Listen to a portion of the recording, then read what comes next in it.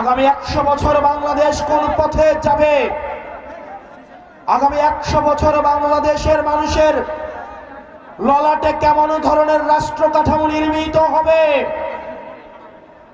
আগামী 100 বছর প্রশাসন কেমন হবে, পুলিশের আচরণ কেমন হবে, বিচার বিভাগের আচরণ কেমন হবে, আমাদের খেটে খাওয়া কামার কোমর কৃষক শ্রমিক মজুরের সন্তানরা মেধা যোগ্যতায় চাকরি পাবে কি পাবে না সেটি নির্ধারণ হবে এই ভোটের মাধ্যমে।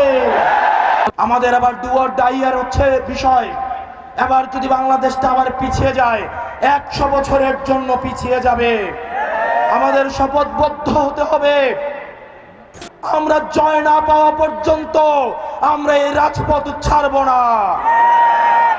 যারা ভোট কেন্দ্র দখলের প্রস্তুতি নিচ্ছেন, আপনাদেরকে বলতে চাই, এবার যদি তরুণ প্রজন্মের বিরুদ্ধে গিয়ে আপনারা ভোট কেন্দ্র দখল করার কোনো চেষ্টা করেন, আপনারা বাড়ি ফিরে যেতে পারবেন না। আপনারা মা বাবার দোয়া নিয়ে, সন্তান স্ত্রী থেকে দোয়া নিয়ে ভোট কেন্দ্র আসবেন, এটা হবে আপনাদের আখেরি দিন। আমাদের শেষ রক্তবিন্দু দিয়ে হলেও আমরা এই ভোটাধিকার নিশ্চিত করব। আমার বিরুদ্ধে যদি কেউ ভোট দিতে চায়, সে যেন নিরাপদে ভোট দিতে পারে, আমি সেটার নিশ্চয়তা দিব। এই বাংলাদেশের এই মুক্তিকামী জনতা চাঁদাবাজদের থেকে মুক্তি চায়,